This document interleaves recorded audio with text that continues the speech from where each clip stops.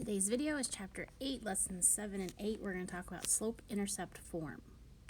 So let's take a look at this first line. Can you go from one dot to the next dot and tell me the slope? How much am I going up or down? How much am I going side to side? Well, I'm going up 1, so that's positive, and I'm going to the right 1, so that's positive, up and right. So the slope, which is one of the two words, the slope in this case is 1. Intercept means where does this y-axis cross the line, and it crosses it at 3. So I'm going to take these two pieces of information and they're going to be important in my equation, in my question. Y is going to be equal to 1x plus 3. The slope goes in front of the x, the intercept goes in the back all by itself. Slope was 1, intercept was 3. Slope was 1, intercept was where it crosses this line at 3. 1x plus 3. Now, technically, math people don't write the 1, so you'll see a textbook write it like that, x plus 3, but it means the same thing. All right, let's look at this line. What is my slope? I can either go up and left, or I can go down and right. If I go up, it's positive, left is negative. If I go down, it's negative, but if I travel right, it's positive. Both of these end up being -1. So -1 is my slope. Second question is, where does it cross the y-axis? It crosses at 3. So still 3 for my y-intercept. The equation would be -1x this time instead of +1x plus 3. Remember, math books won't write it like that. They'll just say -x, and they'll put the plus 3 in the back. So let's go again. Slope, to pick any dots, and you can either go up and left, positive and negative, or down and right, negative, positive. Once you know the slope, that's what goes in front of the x. Where does it cross the y-axis? It crosses at 3. So 3 is the number that goes in the back. All right, let's look at this line. If I go from this dot to that dot, or I can go from this dot to that dot, it doesn't really matter which dots I pick, the slope would be up 2 and to the right 1. 2 over 1 is 2. Where does it cross the y-axis? It crosses at -1. So the equation would be 2x minus 1. Whatever's in front of the x is the slope. Whatever's in the back is where it crosses the y-axis.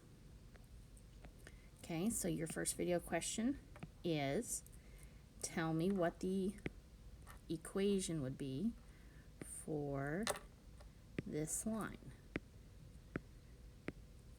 Okay, so you got to figure out the slope, you got to figure out the y-axis, and you're going to write y equals something x plus or maybe minus, we don't know, some number in the back.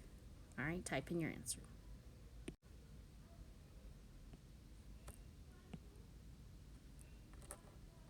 Answer is y equals 3x plus 2. It goes up 3, right 1, so the slope is 3. It crosses at 2, so we write plus 2. It's a positive 2, so we write plus 2 at the back. All right, let's do the reverse directions. We're going to start with the equation and create the graph. So what's nice about this is we don't have to make a table of values. We don't have to do our pick and stick strategy. We can do a new strategy, and that strategy says start back here. We're going to start at the y-intercept. So we're going to put a dot on the y-axis, always on the y-axis, never on this guy, always on the y-axis, wherever this number in the back is. So it says -5, that's a -5, I put a dot here. Then I'm going to use my slope, and a 4 is the same as a 4 on top of a 1, which means I'm then going to take this dot and go 1, 2, 3, 4, and to the right 1. Since everybody is positive, I go positive and I go positive. Positive is up and positive is right. Let's do it again. 1, 2, 3, 4, to the right 1. Once I have 3 dots, that's enough to create a straight line, and there's our line for that equation. Next example, y equals 1/2 x plus 1. Always start in the back, that's my first dot. Then look at the coefficient of x, that tells me where I'm going to do my next couple of dots. So I'm going to start at positive 1 on the y-axis. Then this tells me to go up 1 and right 2. They're both positive, so I'm going to go positive, positive. Up 1, right 2. Up 1, right 2. Now, if I were to ever run out of space, and I wanted to save space, I didn't, like the way that I've got this little coordinate grid, I'm only going up to 5. Let's say you ran out of space and you need to do -1, -2. You could go down and left. That's still following the same pattern. Those dots would still be in line, down and left. So feel free to do that. All right, y equals -x plus 4. We always look at the back number first. The back number is our first dot, so I'm going to put a dot at positive 4 on the y-axis. This negative right here is really saying -1 on top of a 1. Negative can be on the top or the bottom, doesn't really matter. If I leave it on the top, that means I'm going to go down 1, but I'm going to go this one in a positive direction, so right 1. Down 1, right 1. Oh, I need to change the block. Down 1, right 1. Down 1, right 1. I could make it up 1 and left 1. I could go up and left. I don't really have too much space to do up and left, but you could. Okay, so there's our line. So this is a much nicer option, much quicker. There's no work than if we had done pick and stick. I could have picked 0, 1, and 2, stuck it in and figured out my answer, but this is the cheating method. I kind of think of it like that. All right, so your next question, you can't type it in obviously, but describe to me what you would do with this equation. What would this equation look like? What are you going to do with the 2? What are you going to do with the 5? Which number do you start with? So write me a couple of sentences and describe how you would graph the dots and connect the dots for the line of this one.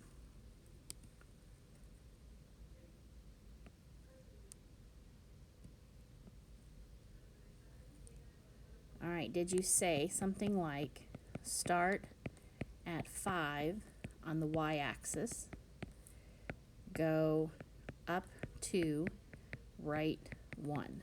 Remember that has a denominator of 1. So up 2 and to the right 1. The generic way of writing slope-intercept form is y equals mx plus b.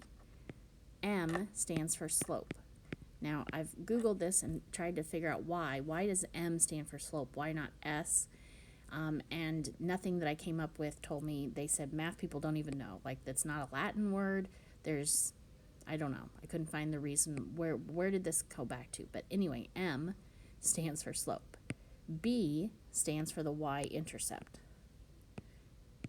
So the book is going to give you, they're going to say if M is 2 and, not y, if M is 2 and B is 3, write the equation in slope-intercept form.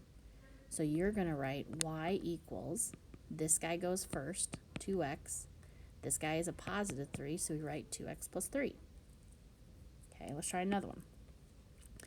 If they say that the slope is 1/2 and the y-intercept is -2, you're going to write the equation. You're always going to start with y. Y equals 1/2 goes in front of the x.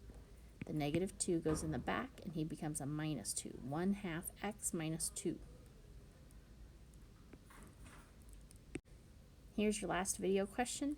If m is 7 and b is -1, write the equation in slope-intercept form. You do what I've been doing.